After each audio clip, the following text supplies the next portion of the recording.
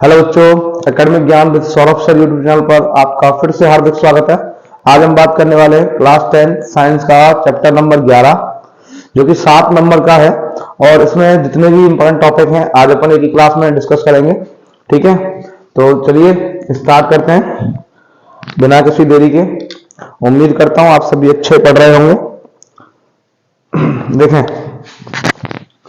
सबसे पहले अपन बात करने वाले हैं स्टार्टिंग टॉपिक, जैसा कि चैप्टर का टाइटल है इलेक्ट्रिक करंट। ठीक है, तो फर्स्ट अपन बात करेंगे इलेक्ट्रिक करंट, विद्युत धारा। ठीक है, तो डेफिनेशन इसकी सिंपल है, फ्लो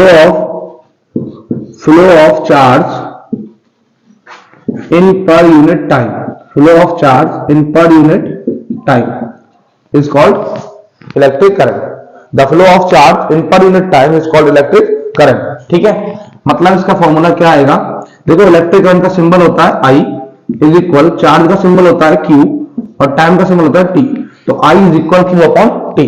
ठीक है, I इज इक्वल क्या आएगा, Q अपॉन T। यहां पर Q जो है उसका मतलब क्या होता है चार्ज, T जो है उसका मतलब क्या होता है टाइम और I जो है उसका मतलब क्या होता है इलेक्ट्रिक करंट। ठीक है, इलेक्ट्रिक करंट। ठीक है, तो समझे, जब भी किसी क्वांटिटी का फॉर्मूला किसमें हो, फ्रैक्शन में हो, भिन्न में हो, तो नीचे वाले के सामने पर यूनिट लगाना, ऊपर वाले को एडिटिव बोलना। तो क्या बोलोगे, the flow of charge, Q क्या होता है चार्ज, तो the flow of charge in per unit time is called electric current. ठीक है, क्यू का मतलब क्या होता है चार्ज, टी का मतलब क्या होता है टाइम, आई का मतलब इलेक्ट्रिक करंट। तो the flow of charge in per unit time is called electric current. तो आई इज इक्वल क्या हुआ, क्यू अपॉन टी। इसको याद रखने का तरीका है I Q T, I Q T, कोई ख्वाब वाली क्यू टी। ठीक है, ऐसे याद रख सकते हो आप लोग। उसके बाद अब यहां यूनिट की बात करें तो देखो, जब भी किसी क्वांटिटी का फॉर्मूला लिखो फिजिक्स में तो यूनिट इंपॉर्टेंट है लिखना। ठीक है, तो यूनिट क्या होगा, देखो क्यू जो होता है, चार्ज जो होता है उसका यूनिट होता है कूलाम। क्या होता है कूलाम, तो यहां लिखोगे कूलाम, इसका सिंबल सी होता है। ठीक है, अपॉन लगा हुआ है तो अपॉन, और टी टाइम, टाइम का यूनिट क्या होता है सेकंड। ठीक है, तो यहां लिखोगे सेकंड, जिसका सिंबल होता है एस। ठीक है, तो आई का यूनिट बन गया कूलाम अपॉन सेकंड। किसका यूनिट बन गया भाई, आई का। ठीक है, यूनिट ऑफ आई। तो इलेक्ट्रिक करंट का यूनिट क्या होता है कूलाम अपॉन सेकंड, या इसका दूसरा नाम होता है, इस क्वांटिटी का दूसरा नाम होता है एम्पियर। क्या नाम होता है एम्पियर, इसका सिंबल होता है ए। ठीक है, तो unit of electric current is ampere और कूलाम अपॉन सेकंड। ठीक है, उसके बाद चार्ज का यूनिट यहीं से याद रखना कि चार्ज का यूनिट क्या होता है कूलाम। क्या होता है कूलाम, और टाइम का यूनिट क्या होता है भाई सेकंड। ठीक है, टाइम का यूनिट होता है सेकंड और चार्ज का यूनिट होता है कूलाम। उम्मीद करता हूं कोई चीज समझ आई होगी। ठीक है, अभी थोड़ा आगे बढ़े हैं तो आगे इसमें एक चीज याद रखना कि Q चार्ज इज इक्वल होता है NE। Q इज इक्वल क्या होता है NE, जहां पर E जो होता है उसका value 1.6 into 10 to power minus 19 coulomb होता है, जो कि इलेक्ट्रॉन का चार्ज है। यहां E जो है वो इलेक्ट्रॉन का चार्ज है, जिसका वैल्यू 1.6 इंटू 10 टू पावर कितना होता है माइनस 19, 1.6 गुणा 10 की घात माइनस 19 कूलाम होता है। उसके बाद थोड़ा आगे बढ़े तो M का मतलब होता है यहां पर number of electron, number of electron. ठीक है, M का मतलब क्या होता है नंबर ऑफ इलेक्ट्रॉन। तो Q is equal to NE, इसको याद रखने का तरीका है कोहनी। क्या रखने का तरीका है कोहनी, Q इज इक्वल NE। अब देखो यहां आपको एक वैल्यू में डेरिवेट करके दिखा रहा हूं। क्वेश्चन कैसे आता है, क्वेश्चन आता है प्रूव दैट, सिद्ध करो कि 1 coulomb charge has 6.25 into 10 to power 18 electrons। ये क्वेश्चन आता है कि prove that 1 coulomb charge has 6.25 into 10 to power 18 electron. आपके पास क्वेश्चन आएगा कि सिद्ध करिए एक कूलाम चार्ज में 6.25 गुणा 10 की घात 18 इलेक्ट्रॉन होते हैं। तो ऐसा क्वेश्चन करने के लिए आपको सिंपल ये फॉर्मूला लगाना है, Q इज इक्वल NE, कोहनी वाला। ठीक है, तो Q यहां क्या है चार्ज, N क्या होता है नंबर ऑफ इलेक्ट्रॉन और E क्या होता है इलेक्ट्रॉन का चार्ज। ठीक है, इसका वैल्यू ये कांस्टेंट है, फिक्स है, याद रखना 1.6 into 10 to power minus 19 coulomb. अभी देखो सिंपल आपको लिखना है, सिंस Q इज इक्वल क्या होता है एन ई, ठीक है। तो it means it means N is equal होगा Q अपॉन ई, होगा नहीं होगा भाई? मुझे Q इज इक्वल एन ही पता है कि Q इज इक्वल एन ही होता है। अब मुझे एन चाहिए ना, नंबर ऑफ इलेक्ट्रॉनों की बात कर रहा है ना वो, नंबर ऑफ इलेक्ट्रॉन इतना होता है, ठीक है। तो मैं एन का फॉर्मूला यहां से निकालूंगा, तो ई कहां है डिवाइड में, तो एन इज इक्वल क्या होगा Q अपॉन ई, होगा नहीं होगा? उसके बाद आपको पता है कि भाई एन इज इक्वल, क्यू का वैल्यू कितना गिवन है उसमें 1 कूलम चार्ज बोला है, कितना कूलम चार्ज बोला 1 कूलम, सो क्यू का वैल्यू 1 रखा अपॉन ई का वैल्यू कितना होता है 1.6 इंटू 10 टू पावर माइनस 19, तो मैंने लिखा 1.6 इंटू 10 टू पावर माइनस 19, ठीक है। क्यू चार्ज है और ई भी क्या है चार्ज, तो चार्ज से चार्ज का यूनिट कट जाएगा, तो एम जो होता है नंबर जो होता है वो क्वांटिटी, नंबर जो होता है क्वांटिटी तो है लेकिन उसकी यूनिट नहीं होती नंबर की। कभी आपने काउंटिंग में गिनती में कभी यूनिट देखा है, तो मतलब नंबर का कोई यूनिट नहीं होता। तो क्यू का यूनिट क्या होता है कूलम, और ई का यूनिट क्या है कूलम, तो कूलम से कूलम कट गया, ठीक है। अब यहां आपको पता है कि माइनस वाला पावर अपन कभी सॉल्व नहीं कर पाते, तो माइनस वाले को ऊपर ले जाएंगे प्लस का हो जाएगा ना, तो देखो यहां वैल्यू आएगी N is equal 1 into 10 to power 19 plus का हो गया ऊपर जाके, उसके बाद नीचे क्या होगा 1.6। अब पॉइंट हटाएंगे तो यहां 0 बढ़ेगा एक, तो ये ऊपर बन गया 10 और नीचे बन गया 16। अब देखो मैं 16 का डिवाइड 10 में करके दिखा रहा हूं, कैसे 16 बड़ा है 10 छोटा है, डिवाइड नहीं जाएगा ना, तो पॉइंट लगाया 0 बढ़ाया, कितना हो गया 100। अब 16 6 जा कितना होता है 96, तो 96 आया माइनस रिमाइंडर कितना बचा 4, अभी 0 बढ़ाया 40 हो गया, 16 2 जा कितना होता है 32, तो यहां 32 लिखा, रिमाइंडर कितना आया 8, फिर हो जाएगा 80, तो 16 5 कितना होगा 80, तो ये आएगा 0.625, तो यहां आ गया भाई 0.625 इंटू 10 टू पावर 19, ठीक है। तो ये जो है ना ये आंसर नहीं हो गया, लेकिन ये जो नंबर है वो साइंटिफिक नोटेशन के अकॉर्डिंग गलत लिखी हुई है, वैज्ञानिक संकेतन एक थ्योरम होती है उसके अकॉर्डिंग गलत लिखी हुई है। वो क्या बोलते बता रहा हूं मैं कि मल्टीप्लाई साइन के लेफ्ट साइड वाला नंबर, मल्टीप्लाई साइन के लेफ्ट साइड वाला नंबर मतलब गुणा के चिन्ह के जो बाईं तरफ वाला नंबर है ना वो हमेशा 1.1 से लेकर 9.9 के बीच होना चाहिए, मतलब 1 से लेकर 9.9 के बीच में होना चाहिए। तो ये नंबर जो है 1 से छोटा है, तो इस डेसिमल को पॉइंट को मैं थोड़ा आगे लगा दूं तो ये 1 से 9 के बीच में हो जाएगा ना। तो देखो मैं क्या करूंगा, इसको मैं लिख सकता हूं 6.25 इंटू, जब पॉइंट को अपन लेफ्ट साइड में राइट साइड में खिसकाते हैं तो जितना अपन डिजिट आगे ले जाएंगे पॉइंट को उतना पावर कम करेंगे, तो मैं एक डिजिट आगे ले गया, मैंने 6 के पॉइंट लगा दिया, तो एक पावर कम करूंगा तो 19 की जगह कितना होगा 10 की घात 18। तो याद रखना 1 coulomb charge of electron 1 coulomb charge has 6.25 into 10 to power 18 electron. तो ऐसे सिद्ध होता है कि एक कूलम चार्ज में 6.25 इंटू 10 टू पावर 18 इलेक्ट्रॉन होते हैं, ठीक है। तो ये वैल्यू आप याद रखना कांस्टेंट वैल्यू है कि 1 कूलम चार्ज है 6.25 इंटू 10 टू पावर 18 इलेक्ट्रॉन, और एनसीईआरटी में इसको भाई साहब इतना लिख रखा है, ठीक है। याद रखना इस वैल्यू को एनसीईआरटी ने 6 इंटू 10 टू पावर 18 लिख रखा है, तो आप ये भी वैल्यू याद रख सकते हैं अप्रोक्सीमेट कि 1 coulomb charge of 1 coulomb charge has 6 into 10 to power 18 electron, ठीक है। तो एक कूलम चार्ज में 6 गुणा 10 की घात 18 इलेक्ट्रॉन होते हैं, ठीक। उम्मीद करता हूं इतनी चीज समझ आई होगी। इलेक्ट्रिक करंट का यूनिट होता है एम्पियर, ठीक है। और यही साथ में चलो मैं आगे बता दूंगा, अभी देखें आगे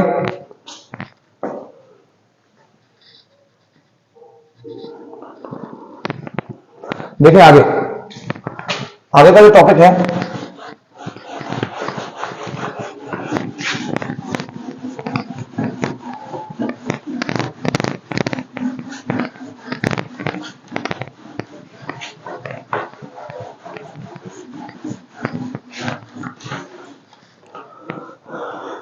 अभी मैं कुछ आपके लिए एक बार बताऊं, ध्यान देना।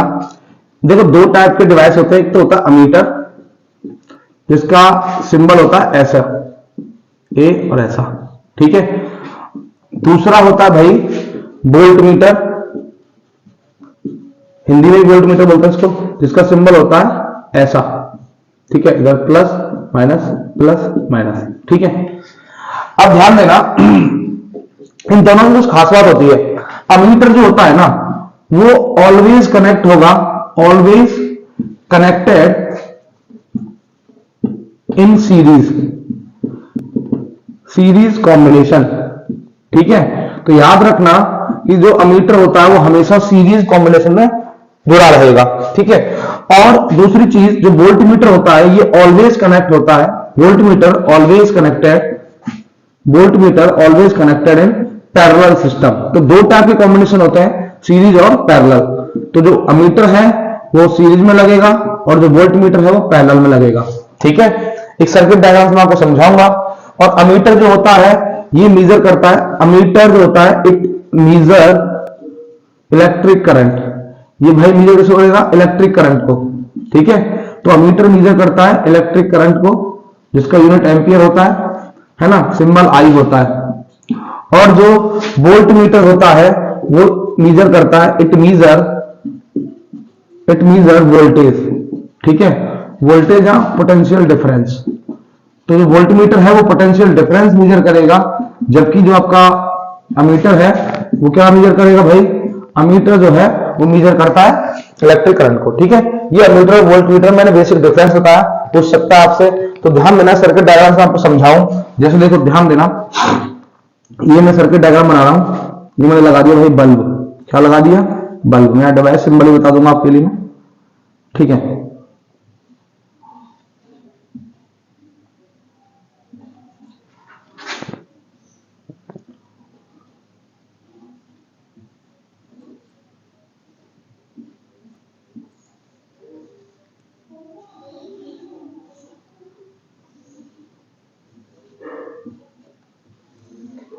देखो ये आपका एक सर्किट डायग्राम है।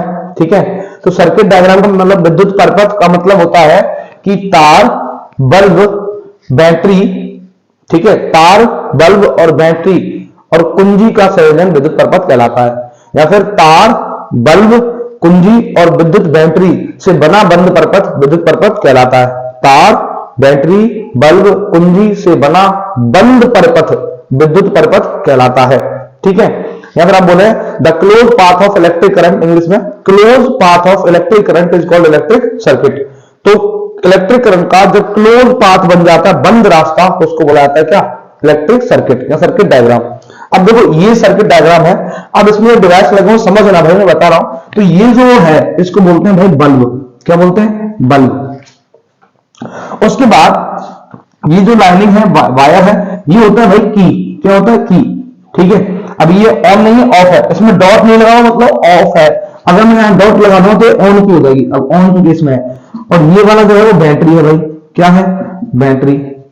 अब देखो ये दो डिवाइस है, ध्यान देना, इनमें ना तो ए लगा हुआ है ना बी लगा हुआ है, तो इसमें पता नहीं कौन सा मीटर है कौन सा वोल्ट मीटर है। तो मैं आपको बता रहा हूं समझने के लिए, ध्यान देना, हमेशा याद रखना कि बैटरी से चलना स्टार्ट करो। ठीक है, अब बैटरी की ये लॉन्ग वाला टर्मिनल ध्यान रखना प्लस का होता है और शॉर्ट वाला माइनस का होता है। तो देखो प्लस से चलना, ये प्लस ये माइनस, तो प्लस से चलना स्टार्ट करो आप, चलते जाओ चलते जाओ चलते जाओ चलते जाओ, एक रास्ते में चलना। तो ये एक रास्ते में जितने भी डिवाइस आएंगे यहां चलना, तो एक रास्ते में, तो ये जो आ रहा है इसको बोलेंगे सीरीज में। तो सीरीज में हमेशा क्या कनेक्ट होता है भाई? अमीटर। तो ये जो डिवाइस है वो अमीटर है, जरूरी नहीं है वो सिंबल में ए लिखा दे आपको। ठीक है, तो जो डिवाइस सीरीज में होगा मतलब एक लाइन में आ रहा होगा बैटरी के साथ में, वो सीरीज होगा। तो सीरीज में हमेशा क्या जोड़ता है? अमीटर। अब उसके बाद हम बैटरी फिर दोबारा चलना स्टार्ट करो, आप बैटरी चलना स्टार्ट करो, तो यहाँ दो रास्ते हो गए, एक इधर जा रहा है एक इधर जा रहा है। जब रास्ता डिवाइड हो जाए, जब रास्ता क्या हो जाए? डिवाइड हो जाए, तो जो दूसरा कॉम्बिनेशन होगा वो पैरेलल कहलाएगा। ठीक है, तो यहां से मैं बैटरी से चलना स्टार्ट किया तो यहाँ रास्ता अलग हो गया ना, तो ये जो डिवाइस है ये क्या होगा भाई? वोल्ट मीटर होगा। क्या होगा? वोल्ट मीटर, क्योंकि वोल्ट मीटर हमेशा किसमें जुड़ता है? पैरेलल में। ठीक है, तो वोल्ट मीटर हमेशा पैरेलल कॉम्बिनेशन में अटैच होगा और जो अमीटर है वो सीरीज में। तो ऐसे एरो बना के भी देना तो समझ जाना कि जो एक लाइन में आ रहा हो बैटरी के साथ में वो अमीटर होगा और जो जस्ट सामने आ रहा हो वोल्ट मीटर होगा। ठीक है, उम्मीद करता हूं कोई चीज समझ आई होगी।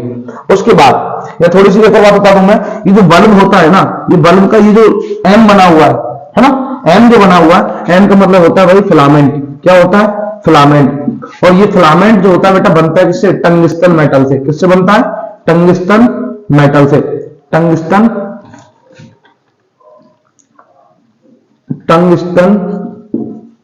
मेटल से बनता है, जिसका सिंबल होता है भाई डब्ल्यू। ठीक है, हिंदी में देता हूं मैं टंगस्टन।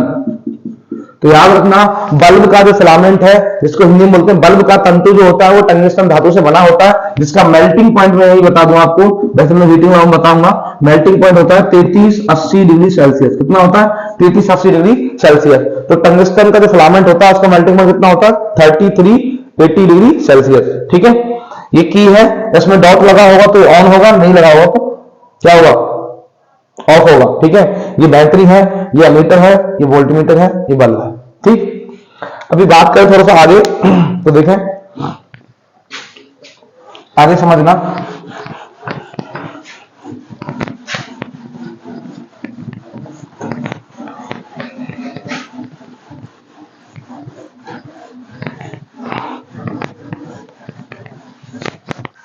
देखो मैं आपको दोनों कॉम्बिनेशन बता रहा हूं, एक साइड बताऊंगा मैं आपको सीरीज, एक साइड बताऊंगा पैरेलल।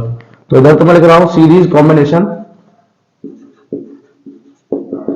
सीरीज कॉम्बिनेशन मतलब हो गया श्रेणी क्रम संयोजन,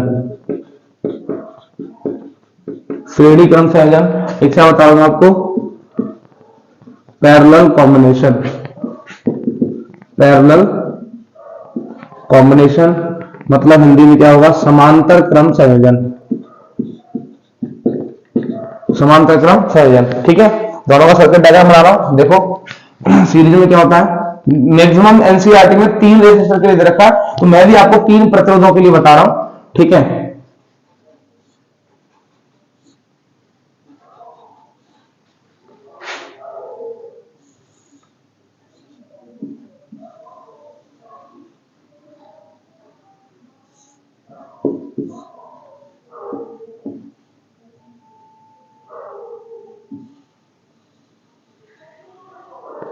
देखिए भाई ये सर्किट बन गया। तो ये जो सिंबल होता है ना, वो रेसिस्टर का होता है। ऐसे जो सांप जैसा बना होता है वो रेसिस्टर होता है। तो ये रेसिस्टर है भाई R1, ये रेसिस्टर है R2 और ये रेसिस्टर है R3। ठीक है, ये वोल्टमीटर है और यहाँ अमीटर नहीं लगाना, मैं अमीटर लगा देता हूं आपके लिए। ये मैंने अमीटर लगा दिया A। ठीक है, अब ध्यान दें, ये मैंने की ऑन कर दिया।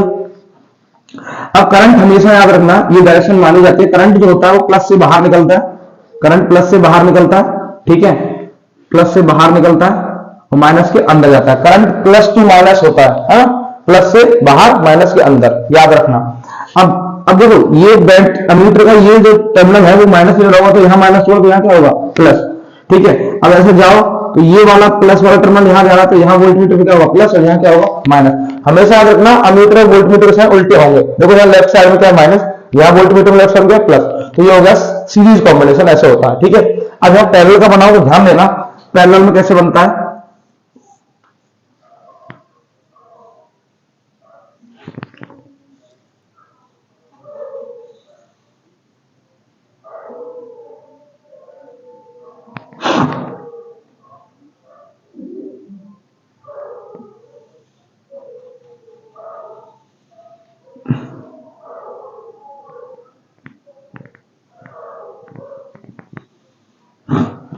ये R1, ये R2 और ये R3।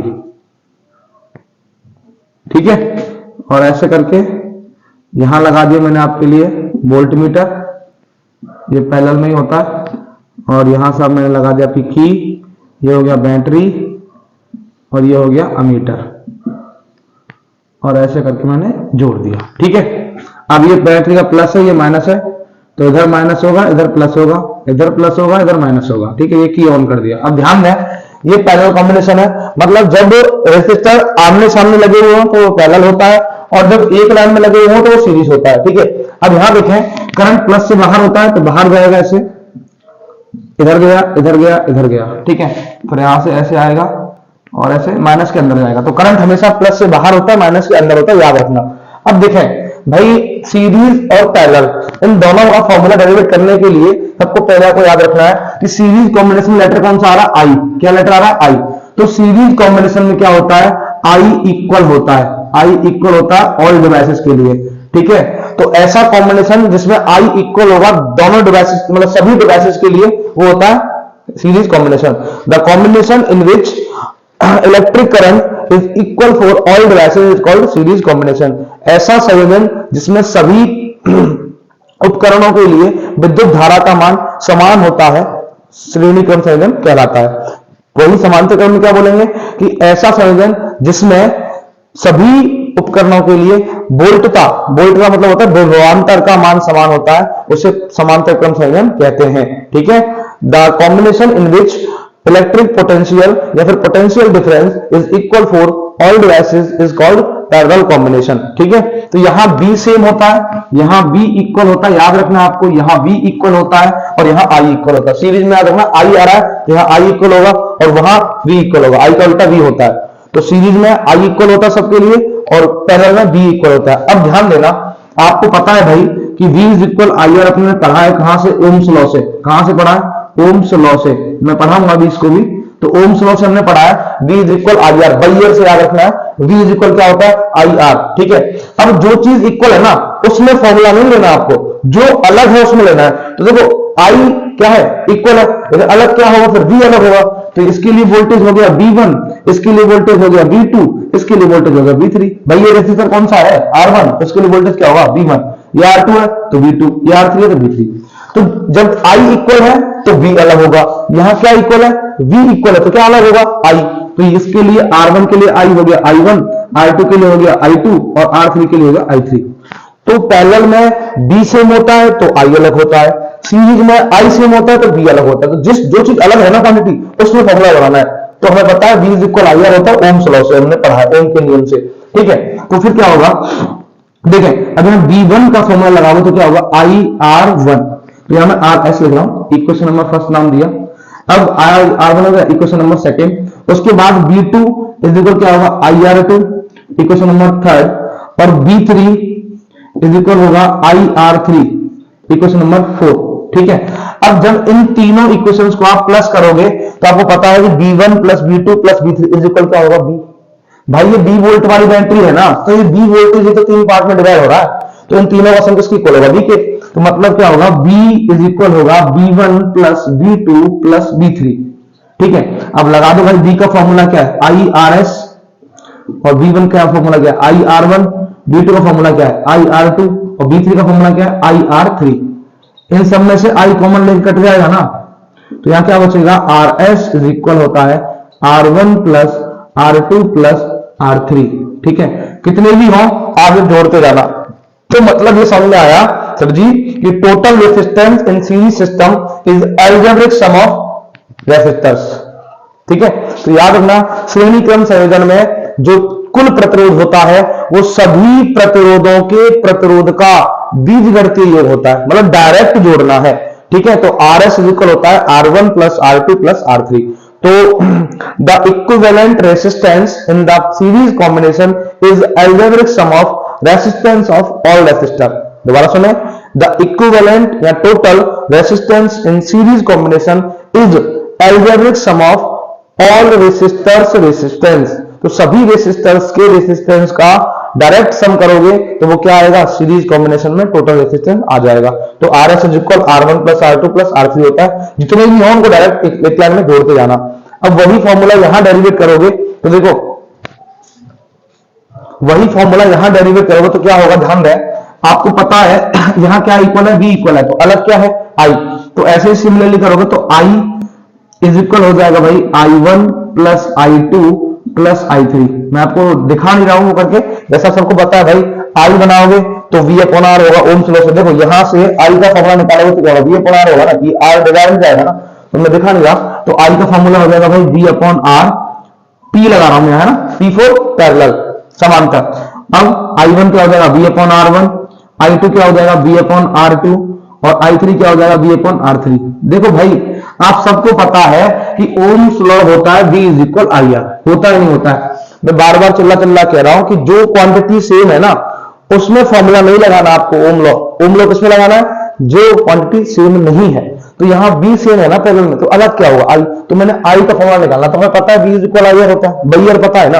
तो I का फॉर्मूला यहां से निकालोगे तो R कहां आएगा भाई, डिवाइड में आएगा, तो V अपॉन R होगा नहीं होगा भाई, तो I is equal V upon R होगा। अब ये तीनों रेसिस्टर्स के रेसिस्टेंस का जो सम है उसको मैंने बोल दिया RP। क्या बोल दिया, RP।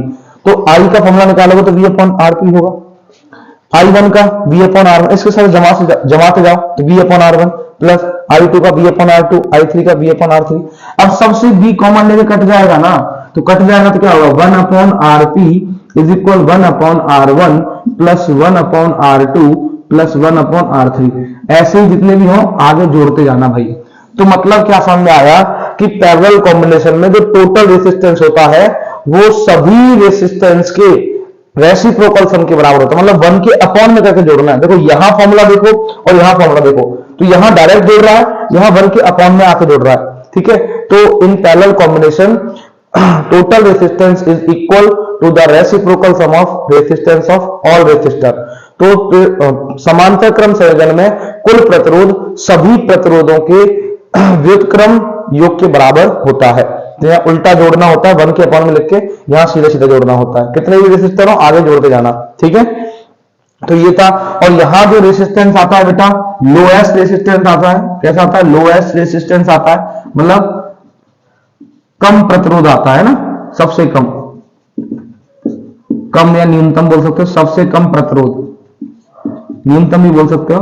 तो यहां प्रतिरोध न्यूनतम होता है, पैरेलल कॉम्बिनेशन में लोएस्ट रेसिस्टेंस होता है, और सीरीज कॉम्बिनेशन में भाई हाईएस्ट रेसिस्टेंस होता है। कितना होता है? हाईएस्ट, ठीक है।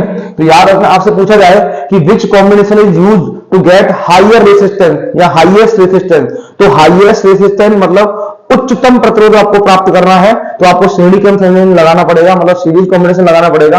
अगर आपको लोएस्ट रेसिस्टेंस प्राप्त करना है तो उसके लिए आपको क्या लगाना पड़ेगा? Parallel combination. तो पैरेलल कॉम्बिनेशन में लोएस्ट रेसिस्टेंस होता है और सीरीज कॉम्बिनेशन में हाईएस्ट रेसिस्टेंस होता है, ठीक है, याद रखना। अब उसके बाद थोड़ा सा आगे बढ़े तो मैं आपको ओम्स लॉ बताता हूं, उम्मीद करता हूं आपको चीज समझ में आई होगी। आगे देखें, इनके न्यूमेरिकल भी कराऊंगा मैं।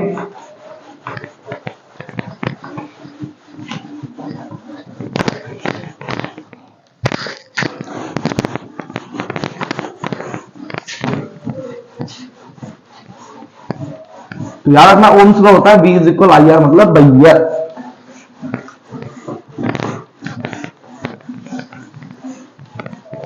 अब देखें भाई, इनका एक एक न्यूमेरिकल आपको मैं करा देता हूं, ठीक है, बाद में आप बोलोगे सर ने कराया नहीं।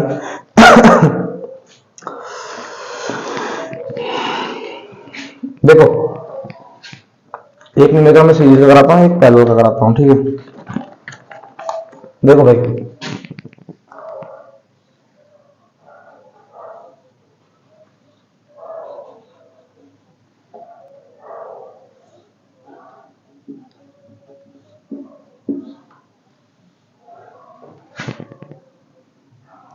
ये है 5 ओम, ये है 8 ओम, ये है 12 ओम, ठीक है। ये 6 वोल्ट बैटरी है, ये की ऑन कर दिया मैंने। एक तो ये तो सीरीज का हो गया, ठीक है। Question number 1। अब क्वेश्चन नंबर 2 बात करें पैरेलल का। अपन पैरेलल का बात करें तो देखो ध्यान दें, पैरेलल में है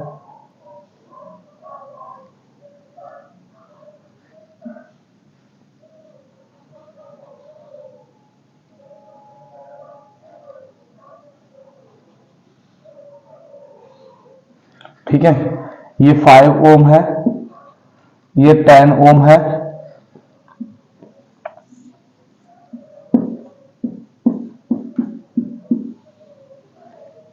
ठीक है।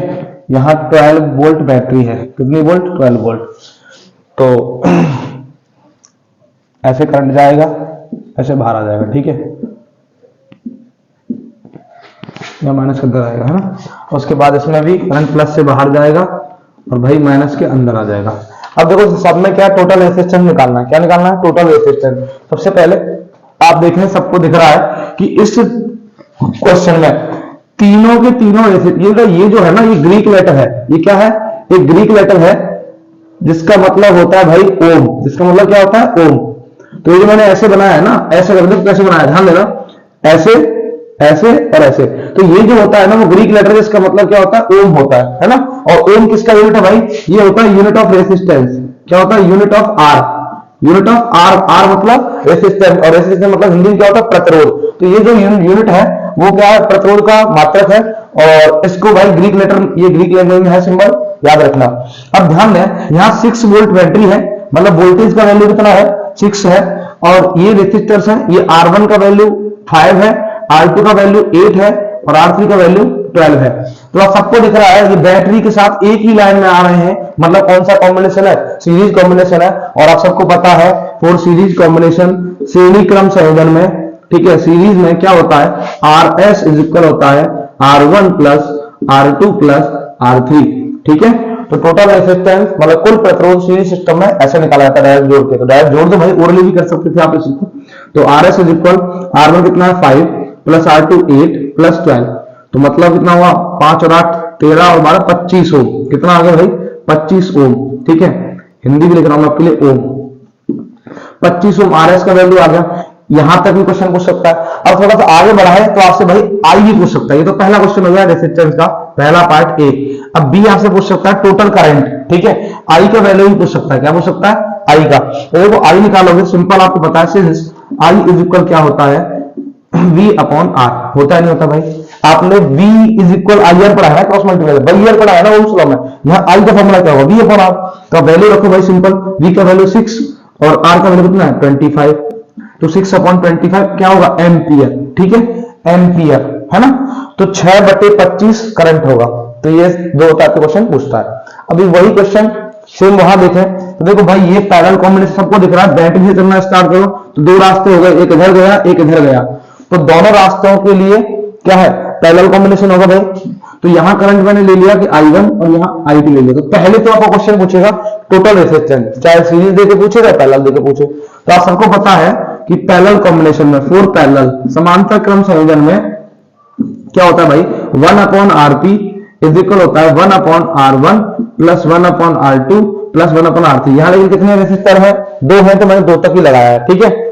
तो एक और चीज, ये यहाँ पे फॉर्मूला लगा करो आप, है ना, या एक फॉर्मूला लगा के करो, या फिर इस दो के लिए, केवल दो रेसिस्टर के लिए एक फॉर्मूला और काम करता है भाई कि RP is equal R1 R2 upon R1 plus R2। ये काम करता है भाई, याद रखना, ठीक है। तो दो रेसिस्टर हो, जब पैरेलल कॉम्बिनेशन में दो रेसिस्टर हो ना, तो ये फॉर्मूला लगा देना, RP is equal R1 R2 upon R1 plus R2। मतलब क्या है कि जब दो रेसिस्टर हो पैरेलल कॉम्बिनेशन में, जब दो प्रतिरोध समांतर क्रम संयोजन में हो, तो उनके लिए उनका जो रेसिस्टेंस है, जो प्रतिरोध है, उसका ऊपर मल्टीप्लाई कर देना, नीचे प्लस कर देना, तो डायरेक्ट आपका क्या आ जाएगा, टोटल रेसिस्टेंस आ जाएगा। किसमें, पैरेलल कॉम्बिनेशन में। लेकिन कब, जब दो रेसिस्टर हो, बार बार कह रहा हूं, तीन के लिए लेकिन नहीं लगेगा, ध्यान रखना। अब देखो मैं फॉर्मूला लगा रहा हूं डायरेक्ट, तो ध्यान दें RP इज इक्वल होगा, देखो R1 कितना है 5, तो 5 गुणा 10 और R1 प्लस R2 मतलब 5 प्लस 10, ऊपर दोनों का गुणा करना, नीचे जोड़ना है, ठीक है। तो ये हो जाएगा 50/15, मतलब काटा पीटी करोगे तो 5 धारे 50 और 5 थे 15, 10/3 ओम आ जाएगा। कितना आ जाएगा, 10/3 ओम, ठीक है।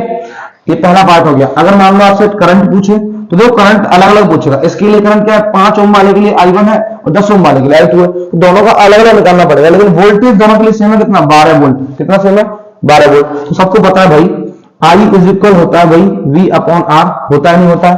तो जब I1 निकालोगे तो R1 लगाओ, इसको मैं मान रहा हूं R1 रेसिस्टर है और ये R2 है, ठीक है। जब I1 निकालोगे तो R1 रेसिस्टर लोगे और जब I2 निकालोगे तो R2 लोगे। तो सिंपल भाई निकाल दो कि देखो I1 इज इक्वल होगा V अपॉन R1 और I2 इज इक्वल होगा V अपॉन R2, ठीक है। तो I2 निकाल रहा हूं तो R2 लूंगा अपॉन V के, R1 निकालूंगा तो I1 निकालूंगा तो R1 लूंगा। तो देखो I1 इज इक्वल V का वैल्यू कितना 12 और R1 कितना 5, तो 12/5 एम्पियर आ गया। यहां से सॉल्व करना चाहो पॉइंट में कर सकते हो, कोई दिक्कत नहीं। अब I2 निकालोगे तो V का वैल्यू वही 12 और R2 का वैल्यू 10, तो 12/10 एम्पियर आ गया। तो ऐसे क्वेश्चन करे जाते हैं। एक बार देखें आप, उम्मीद करता हूं आपको समझ में आया होगा, ठीक है।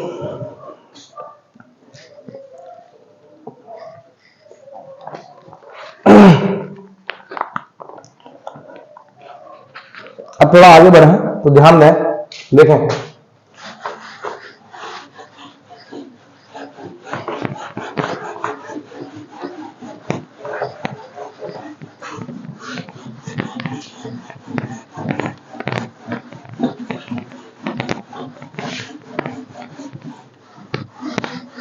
अब भाई सबसे महत्वपूर्ण चीज इसमें देखो याद रखना, मैं आपको ओम्स लॉ बता रहा हूं। तो ओम्स लॉ, ओम का नियम हिंदी में बोलते हैं इसको,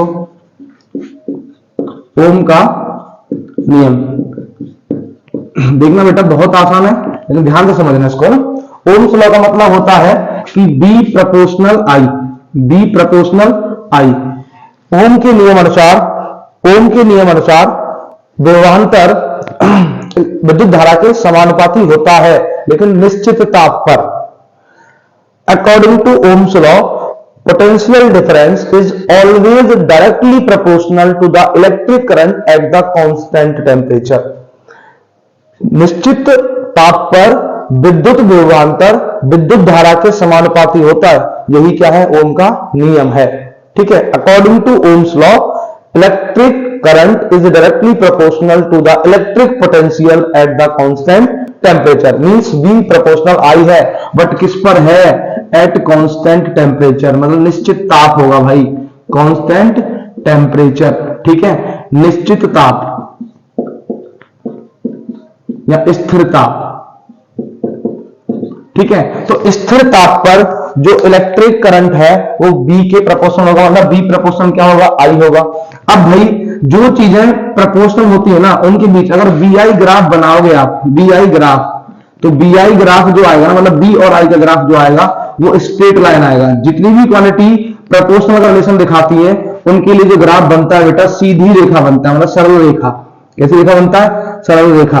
तो याद रखना बी आई ग्राफ कैसा होता है, स्ट्रेट लाइन होता है। B I graph always in straight line form. ठीक है, बी आई ग्राफ हमेशा सीधी रेखा की फॉर्म में होता है, क्योंकि बी प्रोपोर्शनल आई होता है। क्यों होता है, क्योंकि बी प्रोपोर्शनल आई होता है। ठीक है, तो मैं ग्राफ बना के दिखा रहा हूं, देखो आपको हमेशा बाई एक्सिस पर V वोल्टेज लेना है और एक्स एक्सिस पर हमेशा I इलेक्ट्रिक करंट लेना है। ठीक है, एक्स एक्सिस पर I इलेक्ट्रिक करंट लेना है और वाई एक्सिस पर V वोल्टेज लेना है। वैसे लेने को कहीं भी ले सकते हैं, लेकिन B और I को, B को Y पर लेना और I को X पर लेना। ठीक है, B का यूनिट वोल्ट होता है और I का यूनिट भाई एम्पियर होता है। ठीक है, तो यहां जब ग्राफ बनाने चलोगे ना आप, तो ग्राफ जैसे मान लो I का वैल्यू यहां 1 है, V का वैल्यू मान लो 2 है। अगर मान लो I का वैल्यू यहां हो गया 2, तो V का वैल्यू हो गया यहां 4। तो I का वैल्यू मान लो कितना हो गया 3, तो V का वैल्यू हो गया भाई 6। तो ऐसे एक निश्चित सीक्वेंस में बढ़ते जाएंगे। तो यहां आ गया ये, फिर यहां आ गया भाई, फिर यहां आ गया, तो ये क्या बनेगी, स्ट्रेट लाइन बनेगी। तो BI ग्राफ जो होता है वो हमेशा स्ट्रेट लाइन होती है। और बेटा BI ग्राफ में जब आप स्लोप निकालोगे तो स्लोप मतलब होता है ढाल। क्या होता है, ढाल, है ना, जिसको टेंजेंट भी बोलते हैं। तो उसका स्लोप निकालोगे तो क्या होगा भाई, v अपॉन आई, क्योंकि स्लोप का फॉर्मूला होता है y अपॉन एक्स। क्या होता है, y अपॉन एक्स। ढाल हमेशा y अपॉन एक्स होता है। मतलब आपने पढ़ा होगा टेन थीटा मैथ में, क्या पढ़ा होगा, टेन थीटा। तो टेंजेंट बोलते हैं, वैसा स्लोप को क्या बोलते हैं, टेंजेंट। तो टेंजेंट का मतलब होता है y upon x. y upon x का मतलब क्या होता है, परपेंडिकुलर अपॉन बेस। क्या होता है, परपेंडिकुलर अपॉन बेस। तो यहाँ परपेंडिकुलर पे क्या है, b, और बेस पे क्या है, i। तो b अपॉन आई हो गया, और इसका मतलब y अपॉन एक्स भी बोल सकते हो आप। तो b का मतलब वोल्टेज है, i का मतलब इलेक्ट्रिक करंट है। तो v अपॉन आई आप क्या होता है, देखो यहां से मैं बताऊंगा, v अपॉन आई होता है भाई क्या, रेसिस्टेंस। क्या होता है, रेसिस्टेंस मतलब प्रतिरोध। क्या होता है, प्रतिरोध। तो याद रखना भाई BI ग्राफ में जो ढाल होता है, जो स्लोप होता है, वो रेसिस्टेंस को डिनोट करता है। BI ग्राफ से स्लोप डिनोट रेसिस्टेंस। ठीक है, तो स्लोप ऑफ BI ग्राफ क्या होता है, R होता है। अब देखो ओम्स लॉ, B प्रोपोर्शनल आई होता है। जब भी प्रोपोर्शन को इक्वल में बदलोगे तो वहां कांस्टेंट आता है बेटा। तो यहाँ कांस्टेंट क्या आएगा, R आएगा। क्या आएगा, R आएगा। ठीक है, ये कांस्टेंट है और यहाँ B, तो B इज इक्वल क्या होता है, IR। तो ओम्स लॉ में क्या होता है, B इज इक्वल IR। यहाँ जो R है, R क्या होता है भाई, कांस्टेंट होता है, और इस कांस्टेंट का नाम होता है भाई रेसिस्टेंस। क्या नाम होता है, रेसिस्टेंस, प्रतिरोध। ठीक है, हिंदी में क्या बोलते हैं इसको, प्रतिरोध। हाँ लिख दिया मैंने। तो R कांस्टेंट है, जिसका मतलब है रेसिस्टेंस। अब यहां से R का फॉर्मूला निकालोगे तो I आपको दिख रहा है डिवाइड में जाएगा, तो यहां हो जाएगा V upon I is equal होता है R। तो V अपॉन आई क्या होता है, R के इक्वल होता है। और यहाँ R का यूनिट निकाला है, तो यूनिट ऑफ R में यही बता दूं, यूनिट ऑफ R, तो R का जो यूनिट है भाई क्या होता है, ओम होता है। क्या होता है, ओम, जिसका सिंबल ये ग्रीक लेटर होता है, मैंने अभी बताया। ठीक है, अब इसका एक और नाम आप बोल सकते हो। देखो V का यूनिट क्या होता है, वोल्ट। इस V का यूनिट क्या है भाई, यूनिट ऑफ V, वोल्टेज का क्या होता है, वोल्ट होता है। और I का यूनिट आपने पढ़ा है अभी थोड़ी देर पहले, एम्पियर होता है। क्या होता है, एम्पियर। तो वोल्ट अपॉन एम्पियर ही बोल सकते हो। तो R का यूनिट क्या हो जाएगा, unit of R volt upon ampere भी हो जाएगा। ठीक है, यूनिट ऑफ R क्या हो जाएगा, वोल्ट अपॉन एम्पियर। तो या तो आप वोल्ट अपॉन एम्पियर बोलो, या फिर क्या बोलो भाई, रेसिस्टेंस का यूनिट ओम बोलो, एक ही बात है, वोल्ट अपॉन एम्पियर और ओम एक ही चीज है, अलग अलग नहीं है, ध्यान रखना बस, ठीक है। तो जैसे आप यूनिट लगाना था वैसे लगा सकते हो। तो V इज इक्वल आईआर बैयर, ये ओम्स लॉ होता है, इसको याद रखने का तरीका है भाई बैयर, बैयर, ठीक है, बैयर से याद रख सकते हो आप, V इज इक्वल आईआर। तो दिक्कत आगे बात करें तो देखो R को, जो R होता है ना, affecting factor of R, affecting factor of R, या फिर R का होता है रेसिस्टेंस। तो रेसिस्टेंस मतलब प्रतिरोध को प्रभावित करने वाले कारक। तो बेटा प्रतिरोध को प्रभावित करने वाले कारकों में याद रखो तीन चीजें आती है। नंबर 1, R प्रोपोर्शनल होता है L के, R प्रोपोर्शनल क्या होता है L, मतलब रेसिस्टेंस जो होता है वो लेंथ के प्रोपोर्शनल होता है, मतलब लेंथ बढ़ेगा तो रेसिस्टेंस क्या होगा, बढ़ेगा। दूसरी चीज अपन बात करें, दूसरा होता है R प्रोपोर्शनल 1/A, ठीक है। तो R जो होता है वो एरिया के इनवर्सली प्रोपोर्शनल होता है, मतलब तार जितना मोटा होगा ना, जैसे मान लो ये तार है, तो ये जो होता है ना, ये एरिया क्रॉस सेक्शन एरिया बोलते हैं इसको, क्या बोलते हैं, ये जो सर्कुलर पार्ट है ना इसको क्रॉस सेक्शन एरिया बोलते हैं। तो जितना वायर का क्रॉस सेक्शन एरिया ज्यादा होगा उतना रेसिस्टेंस क्या होगा, कम होगा। तो क्रॉस सेक्शन एरिया और रेसिस्टेंस में कैसा रिलेशन होता है, इनवर्सली प्रोपोर्शनल का, मतलब ए बढ़ेगा तो आर कम होगा और आर कम होगा तो ए बढ़ेगा, ठीक है। एक ही बात दो तरह से बोलिए ना, ध्यान रखना। तो जैसे R इंक्रीज हुआ तो A डिक्रीज होगा, अगर R डिक्रीज हुआ तो A इंक्रीज होगा, ठीक है। और यहाँ सेम है, तो R प्रोपोर्शनल L होता है, तो इन दोनों को जब मिलाते हैं तो भाई यहाँ एक और चीज निकल के आती है कि R proportional L upon A। तो यहाँ देखो इन दोनों बातों को मैंने कंबाइन करके लिखा, तो क्या लिखूंगा, R proportional L upon A। तो L बढ़ेगा तो R बढ़ेगा, L घटेगा तो R घटेगा। L मतलब क्या, लेंथ ऑफ वायर, ठीक है। जो वायर का लेंथ बढ़ता जाएगा तो करंट कम हो जाएगा, ठीक, मतलब रेसिस्टेंस ज्यादा हो जाएगा, करंट कम हो जाएगा। आपने देखा है कि जब अपन दूर से लाइट लेके आते हैं तो करंट कम आता है, और जब पास से लेके आते हैं तो करंट ज्यादा आता है। उसका रीजन क्या हुआ, जब दूर से लाइट ला रहे थे ना तो वायर की लेंथ ज्यादा थी, तो वायर की लेंथ ज्यादा मतलब आर ज्यादा हो गया, और आर ज्यादा होता है ना तो आई अपने आप कम हो जाता है। देखो यहां से आप देख रहे हो कि आर और आई में कैसा रिलेशन है, उल्टा रिलेशन है।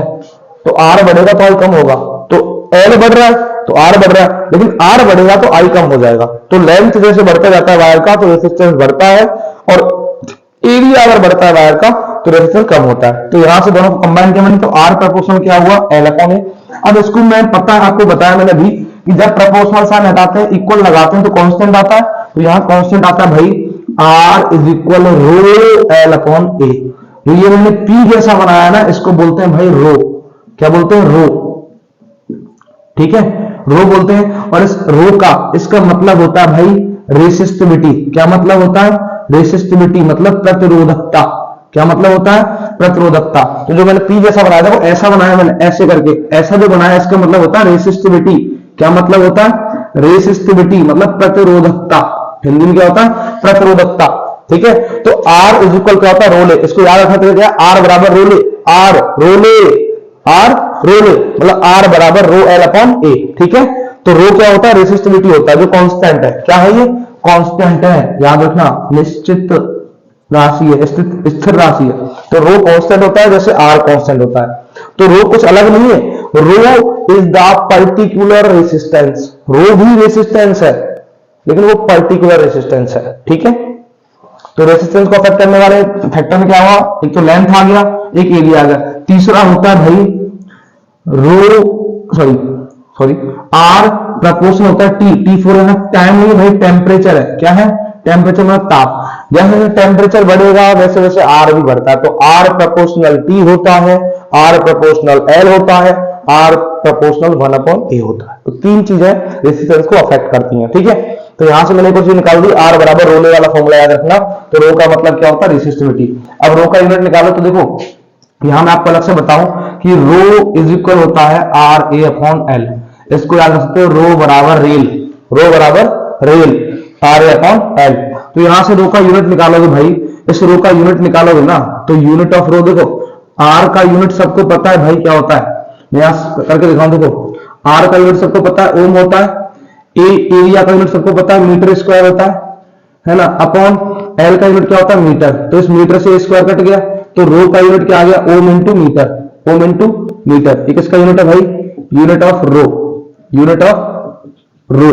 तो रो का यूनिट क्या होता है, ओम इंटू मीटर। तो रेसिस्टिविटी का यूनिट होता है ओम इंटू मीटर, याद रखना, ठीक है, ओम गुणा मीटर, है ना।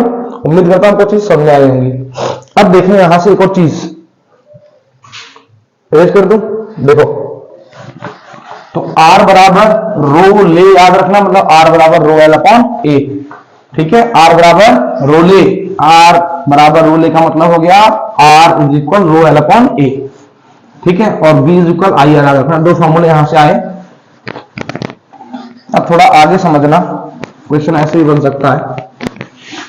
देखो एक रिलेशन में आपको लिखा रहा हूं, याद रखना, जब दो रेसिस्टर के रेसिस्टेंस की कंपेरिजन कराए, मतलब दो प्रतिरोधों के तुलना कराई जाए, तो ध्यान रखना, देखो ये फॉर्मूला बहुत काम आता है, R1 upon R2 is equal होता है L1 A2 upon L2 A1, ये फॉर्मूला काम करता है, ध्यान देना, R1 upon R2 is equal होता है L1 A2 upon L2 A1। इसका मतलब मैं समझा आपको, देखो क्वेश्चन से समझा रहा हूं, क्वेश्चन नंबर 1, देखो जैसे मैंने बोला कि R1 है 10 ओम, ठीक है, R1 है 10 ओम और L1 है भाई 20 मीटर, कितना है 20 मीटर। अब मैंने बोला R2 कितना होगा जब मैंने L2 कर दिया भाई 40 मीटर, कितना कर दिया 40 मीटर, ठीक है।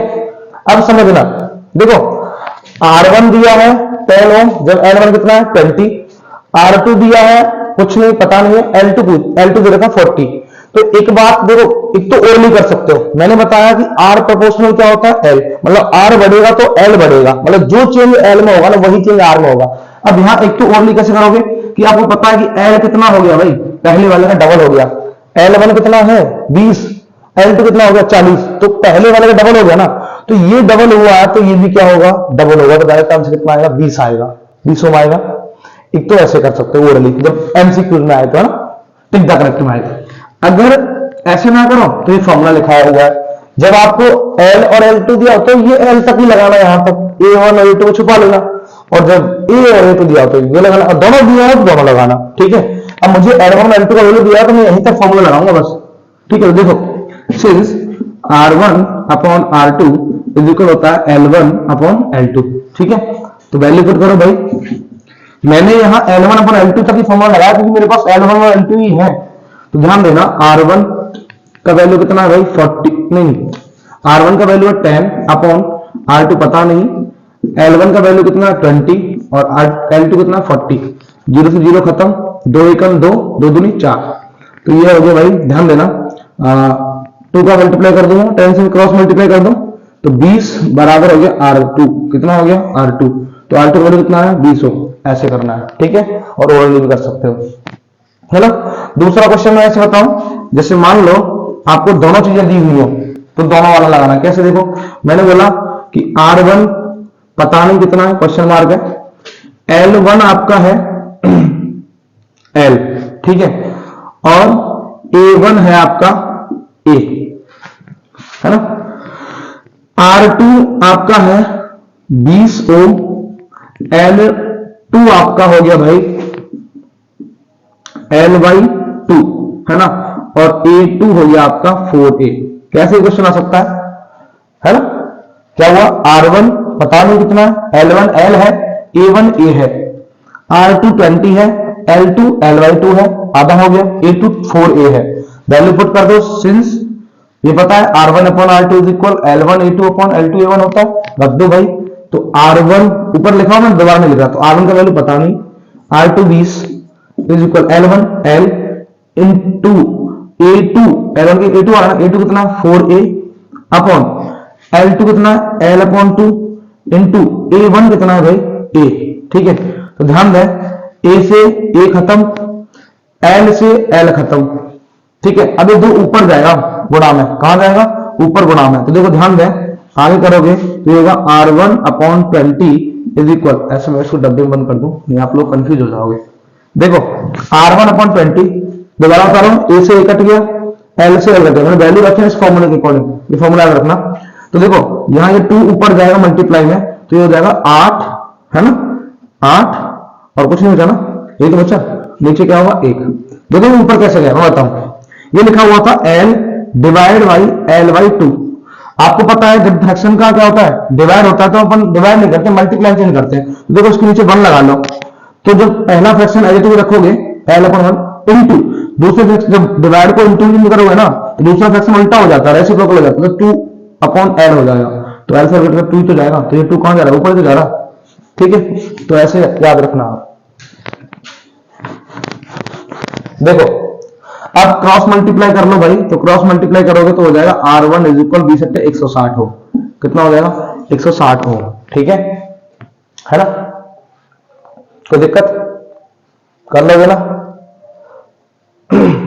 तो आगे देखें, 2 फॉर्मूले बताने, उसके बाद क्लास ओवर करते हैं। ठीक है, ये फॉर्मूला रखना भाई, R1 upon R2 is equal होगा L1 upon L2 A2 upon A1। ये कब काम करेगी, ये चीजें बता दो, कुछ लोग बड़े दिमागदार हैं भाई। ये कब लगेगा, जब रो सेम होगा, रो सेम होगा मतलब रेसिस्टिविटी सेम होगा ना, तब ये फॉर्मूला लगेगा। रो मतलब रेसिस्टिविटी इज सेम, देन ये फॉर्मूला लगेगा। जब रेसिस्टिविटी प्रतिरोधकता समान होगी दोनों तारों के लिए, तब ये फॉर्मूला लगा पाओगे, नहीं तो नहीं लगेगा। ठीक है, अब देखें भाई नेक्स्ट चीज,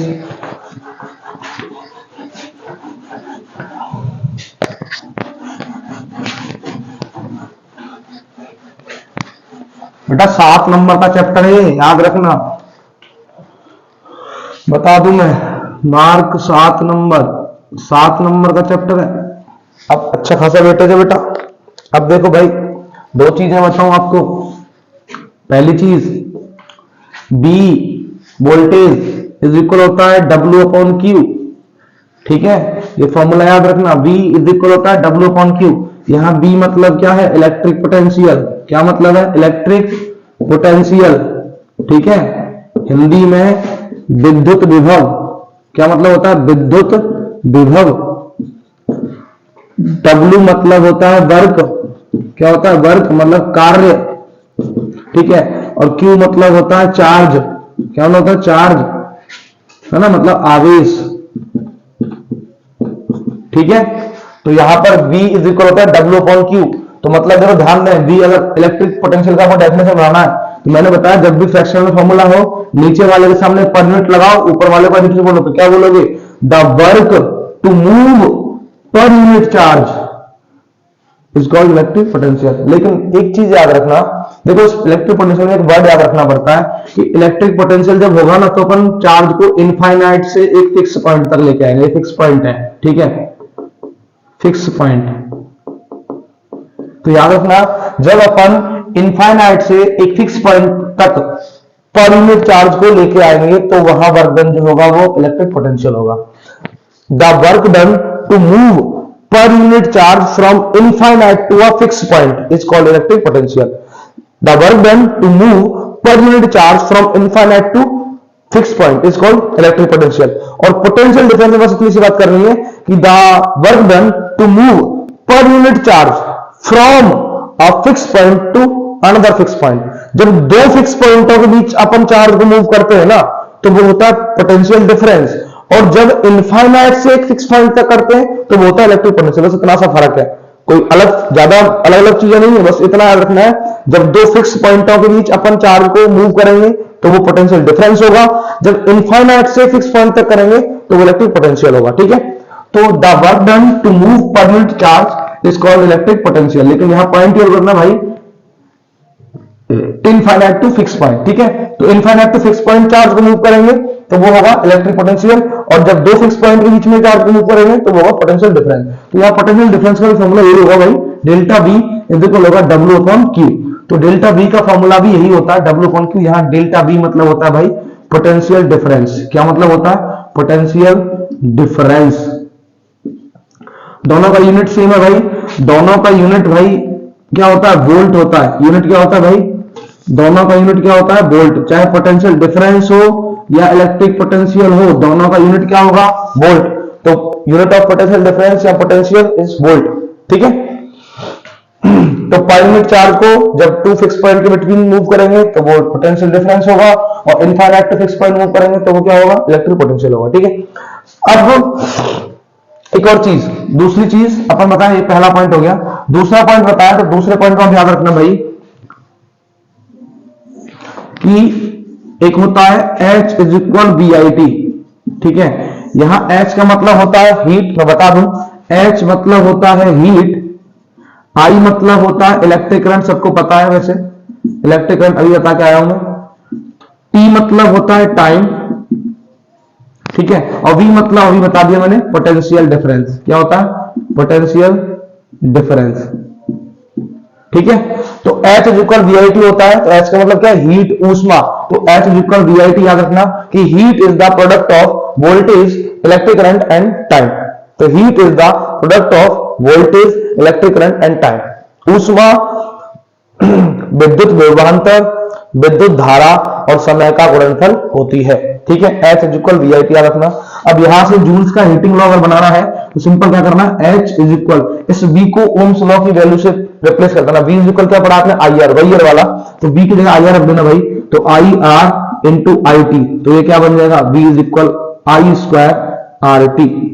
तो ये होता है जूल्स हीटिंग लॉ। ये क्या होता है? जूल्स हीटिंग लॉ, जूल का ऊष्मा नियम, ऊष्मा नियम, जूल्स लॉ ऑफ हीटिंग लिख दो, जूल्स लॉ ऑफ हीटिंग।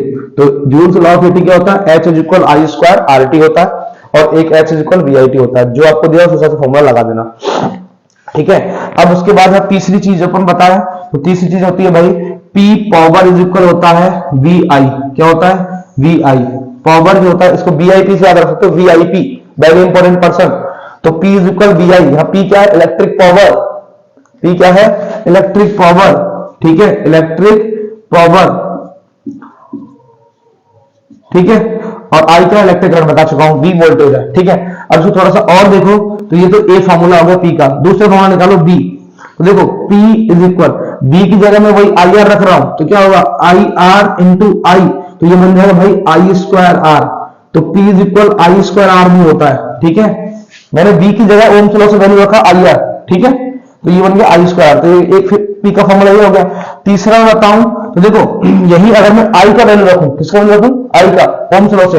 देखो बता रहा हूं, ओम्स लॉ से अगर आपने पढ़ा है V इज इक्वल IR, ठीक है, ओम्स लॉ में V इज इक्वल IR पढ़ा है, तो मैं यहां से I का वैल्यू निकालूंगा तो क्या होगा? V upon R, V upon R I का वैल्यू होगा। या फिर मैं अगर आपको V का वैल्यू निकालूंगा तो IR है ही वही, तो ये दो चीजें याद रखना, ओम्स लॉ से है, तो मैं I का वैल्यू रखूंगा क्या? V upon R। तो देखो P इज इक्वल हो जाएगा B इंटू I का वैल्यू रखूंगा V अपॉन R, तो ये बन जाएगा भाई P is equal V square upon R। तो ये पावर के तीन फॉर्मूले आ गए, एक तो P is equal VI, P is equal I square R, और P is equal V square upon R। ये एक ही बात है, एक याद रखो, P इज इक्वल VI वाला, ठीक है।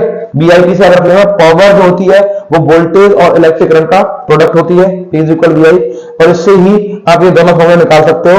एक बार V की जगह IR रखोगे तो P is equal I square R आ जाएगा, एक बार V की जगह सॉरी I की जगह V अपॉन R रखोगे तो P is equal V square upon R आ जाएगा, ठीक है। ये दोनों P के फॉर्मूले। अब पावर का जो यूनिट है, तो मैं यूनिट ऑफ पावर बताऊं तो याद रखना बेटा, यूनिट ऑफ पावर वॉट होता है। यूनिट ऑफ पावर क्या होता है भाई? वॉट होता है, जिसका सिंबल स्मॉल w होता है, ठीक है। यूनिट ऑफ पावर क्या होता है? वॉट होता है। और हीट का यूनिट क्या होता है भाई? हीट का यूनिट भाई होता है जूल। हीट का यूनिट क्या होता है? जूल, ठीक है। हीट का यूनिट क्या होता है? जूल। ऊष्मा का यूनिट होता है जूल। हीट का यूनिट जूल है और पावर का यूनिट वॉट है, और वॉट का ही दूसरा नाम होता है बेटा जूल इंटू सेकेंड। क्या होता है? जूल इंटू सेकेंड, JS, ठीक है। जूल इंटू सेकेंड भी वॉट होता है, ठीक है। अब एक चीज और रह गई है, इसको देखें आप एक बार।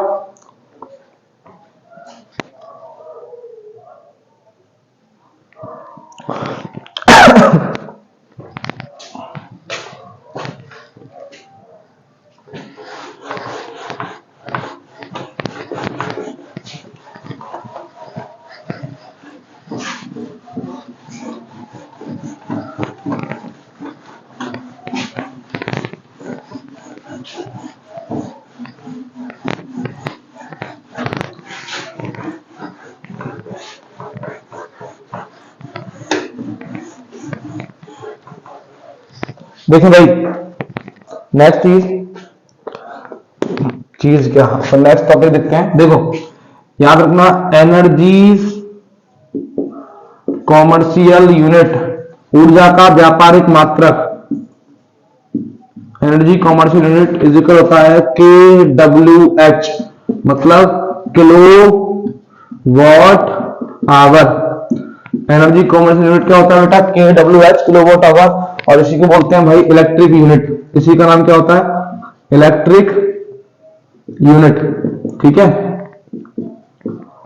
इसको विद्युत यूनिट भी बोलते हैं, ठीक है, हिंदी में। ठीक है, तो इलेक्ट्रिक यूनिट मतलब KWH, किलोवाट आवर होता है एनर्जी का कॉमर्शियल यूनिट।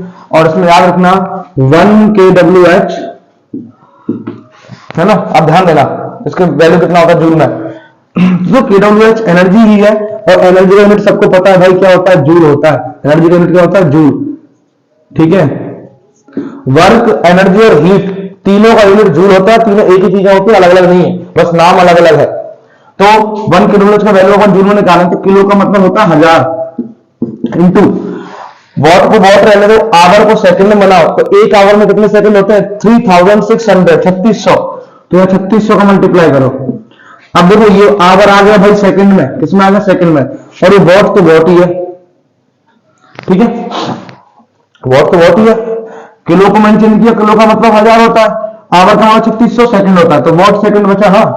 अब यहां मल्टीप्लाई करोगे तो 36 के पीछे 5 जीरो आएंगी, और वॉट सेकंड का मतलब भाई जूल होता है। वैसे बता दूंगा अभी आगे बुझाओ कैसे। तो ये 1 KWH इतना लिख दो यहाँ। तो अब इसको सही लिखो ना साइंटिफिक नोटेशन के अकॉर्डिंग, तो ये हो जाएगा 3.6 इंटू 10⁻⁶।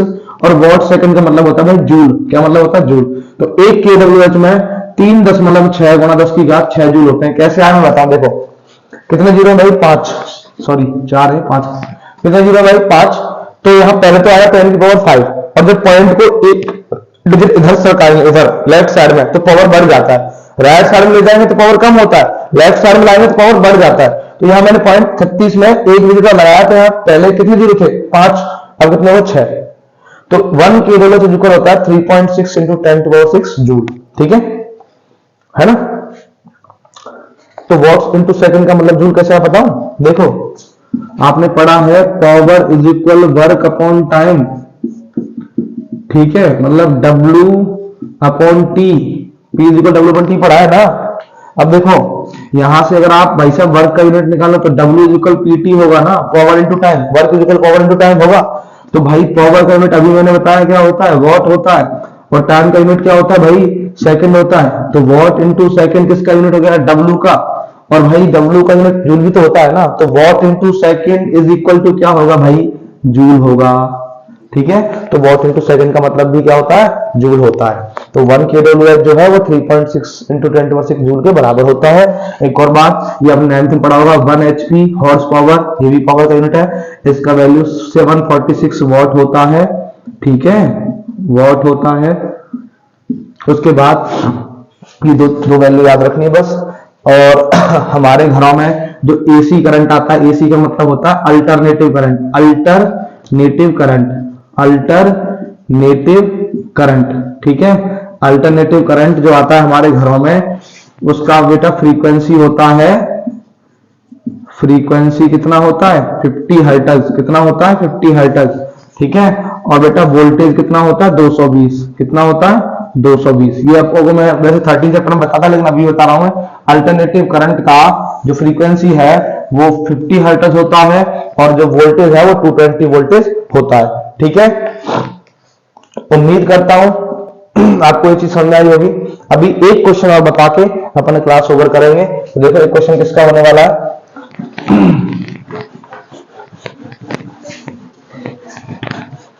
तो याद रखना KWH एनर्जी का यूनिट होता है कॉमर्शियल। अब देखो एक क्वेश्चन क्या होने वाला है समझना। एक क्वेश्चन में कराने वाला हूं।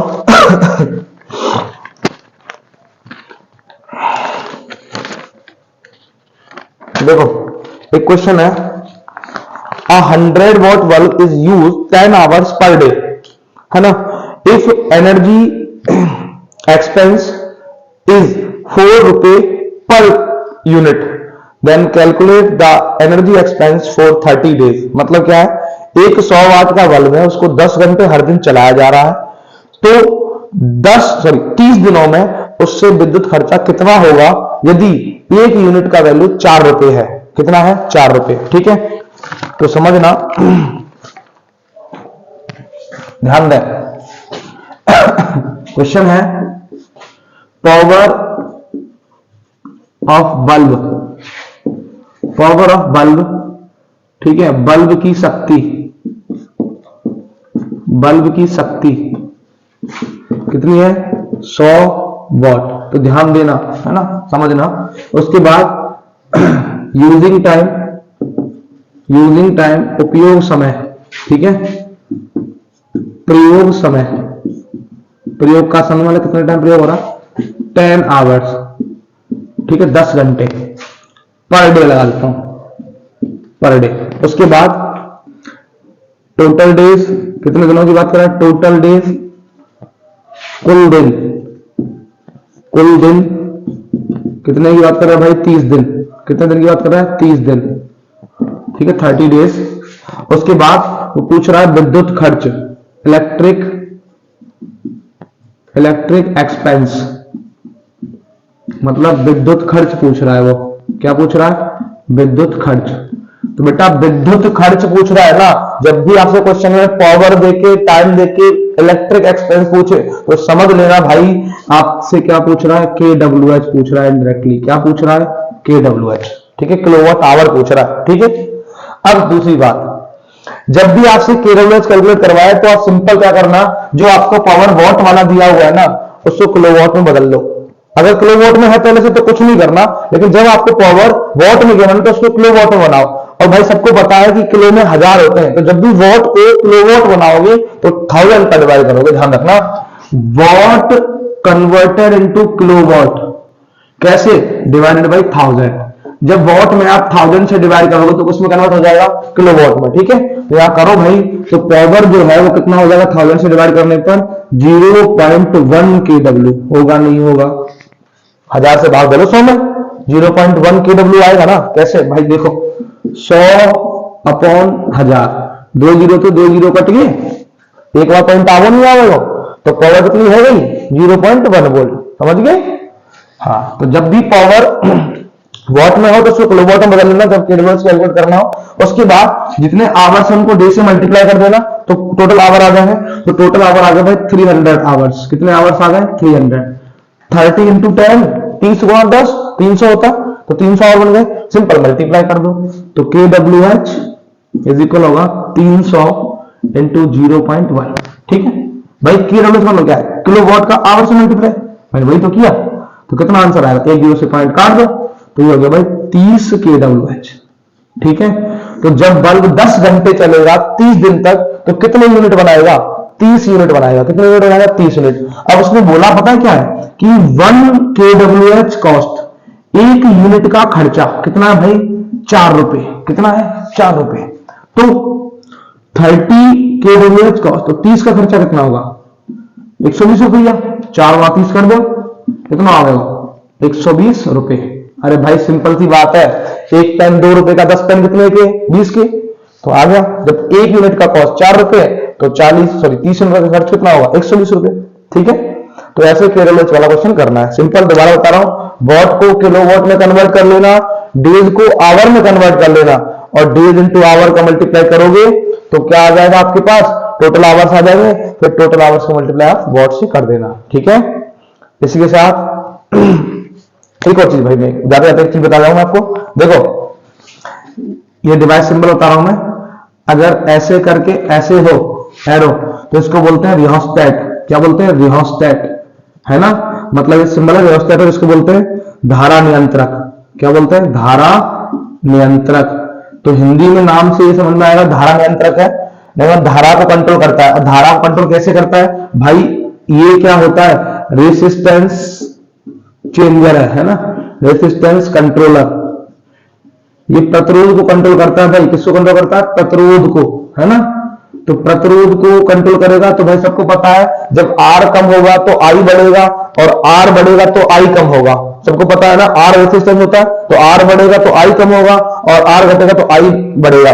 तो ये मतलब जब रेजिस्टेंस को कंट्रोल कर लेगा तो उसको कंट्रोल कर लेगा, धारा को कंट्रोल कर लेगा, ठीक है। तो इस रियोस्टेट को हिंदी में बोलते हैं धारा नियंत्रक। तो ये धारा नियंत्रक है कैसे, क्योंकि ये रेजिस्टेंस को कंट्रोल करता है ना।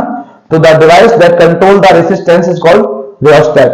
दूसरा सिंबल अपन बताएं, तो दूसरा सिंबल भाई साहब ऐसे करके G लिखा हुआ हो तो गैल्वेनोमीटर होता है, क्या होता है गैल्वेनोमीटर, ठीक है, ये आता है इसमें। उसके बाद अपन वैसे कुछ रहा नहीं, ये दो डिवाइस थे, है ना, तो इतना याद रखना। तो इसी के साथ जय हिंद, जय भारत, शुभ रात्रि। आप सभी